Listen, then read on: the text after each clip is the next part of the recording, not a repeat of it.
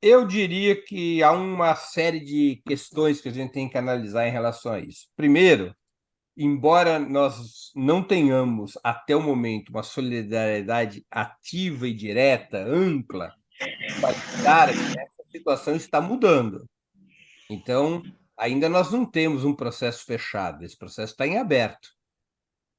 E, de alguma maneira, é possível encontrar como uma das justificativas da ação do Hamas o risco que havia de um acordo da Arábia Saudita e dos Emirados Árabes com Israel, dentro daquilo que Israel chama do Acordo de Abraão, pelo qual Israel faria um pacto definitivo com os países árabes que reconheceriam o Estado de Israel em troca de uma série de vantagens comerciais e financeiras, o que também levaria à marginalização da questão palestina. Estava um passo disso acontecer. Da Arábia Saudita, que é a principal financiadora da faixa de Gaza, uma das principais financiadoras da faixa de Gaza, abandonar a faixa de Gaza caso viesse a assinar este acordo de Abraão com Israel. A ação do Hamas e a reação de Israel fez com que a Arábia Saudita rompesse essas negociações. O mesmo ocorreu com os Emirados Árabes. O acordo de Abraão foi para o vinagre.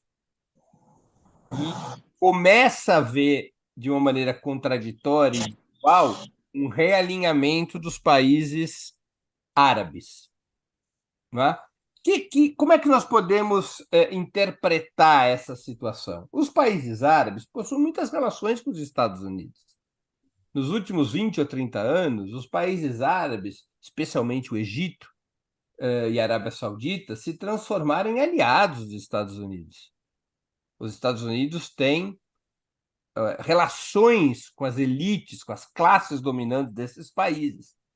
E isso foi provocando mudanças no comportamento dessas elites com Israel. Embora sejam países de maioria muçulmana e países nos quais as massas pressionam por uma atitude mais dura em solidariedade aos palestinos, essas elites elas buscam se equilibrar entre essas pressões gigantescas e os seus interesses econômicos que estão vinculados aos Estados Unidos.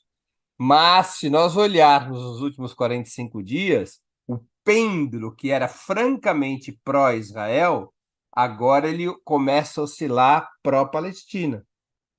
Não é? Pró-Palestina. Então, isso a respeito dos países árabes.